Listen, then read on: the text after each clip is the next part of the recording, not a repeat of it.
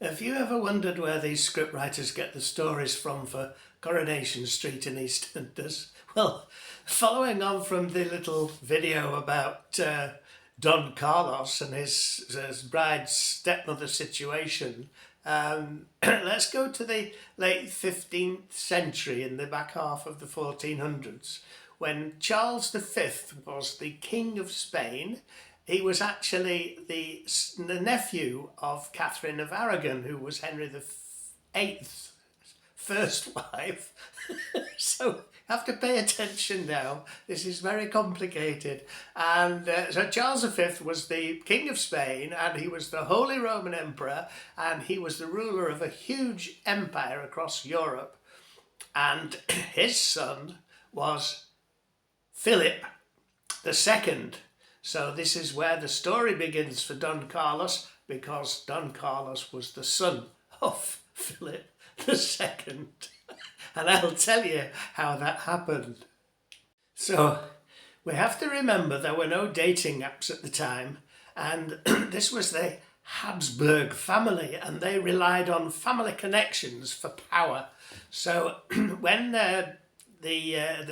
young Philip was starting to feel that he needed to settle down, he reached out to his cousin, who was Princess Maria Manuela of Portugal. She was the daughter of King John III of Portugal.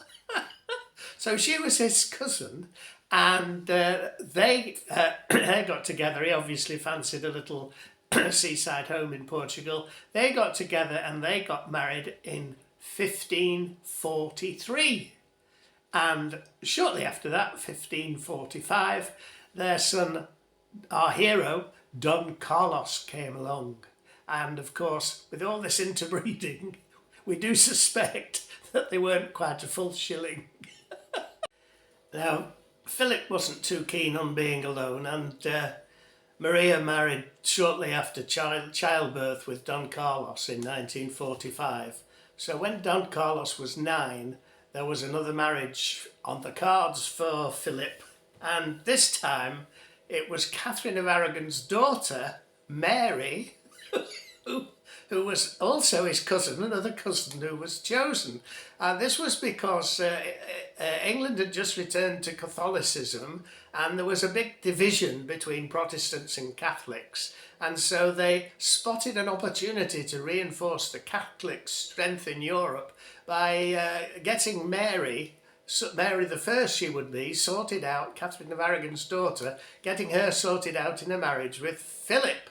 So that happened in 1554, and Philip became King of England, but the English couldn't be doing with him, so they booted him off back to Spain, where he lived with his new wife Mary for only about 4 years. Sadly, she died in 1558.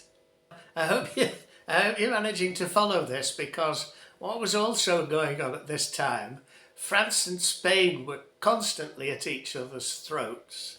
And what they thought would settle things down a bit would be if somebody from France could marry somebody from Spain. And so it was arranged that this Don Carlos was a suitable match for Elisabeth of Valois, who was up there in France, and the idea was that they would get married, and that would strengthen the relationship between the two. And indeed there was a peace treaty, and the marriage that happened was on the back of not love but just a peace deal. What happened in 1559 was that the Treaty of Cato Canebris, I think, was signed, and it was agreed that Philip would be married to Elizabeth. It was decided that Philip was more suitable than Don Carlos, because Don Carlos was born a little bit daft, and he'd also had a bit of an accident when he fell on his head, and he didn't fully recover from that, so it was even dafter. And so the arranged marriage between Philip and Elizabeth took place, and they'd not met yet. They didn't meet until 12 months later, so that was the first time that Don Carlos met the girl that should have been his bride, but when he met her, she was actually his stepmother. So this, this is where it gets interesting, if it wasn't interesting already.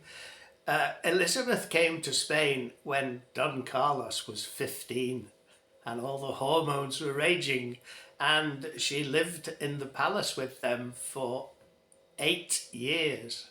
And it is, I'm not, I'm not what I said before, I'm not one to gossip, but during those 8 years it was widely supposed there was some steamy goings on behind locked doors between Don Carlos and Elizabeth, but well, that's what's reflected in the opera written by Giuseppe Verdi, Don Carlos. So if you want to go to the opera, that's what it's all about. So there we are. Elizabeth unfortunately died in 1568, leaving Philip once again on his own without a dating app. So where should he look next for the next wife? Would it come from the family? Let's see. Now, what had happened to Don Carlos in the meantime was that the year before Elizabeth died, his stepmother, he was imprisoned, and the question is, was he imprisoned for having a dalliance with his stepmother and his father's jealousy, or was he actually effectively put into care for his own well-being? But he was probably locked away in a palace in Madrid somewhere, and shortly afterwards, sadly, Don Carlos passed away. So he didn't know anything about his father's fourth wife, who was not a cousin this time, but in 1570, Philip II married his niece, Anna of Astoria. So because nobody ever wrote the story, now there's a lesson for you. Write your stories down. Because nobody wrote the story down, we shall never know whether Don Carlos and Elizabeth had an affair or not, whether they had love affairs or not. But in the opera Don Carlos, here is an extract from King Philip II after Elizabeth's death, and he is singing the aria which is entitled She Never Loved Me.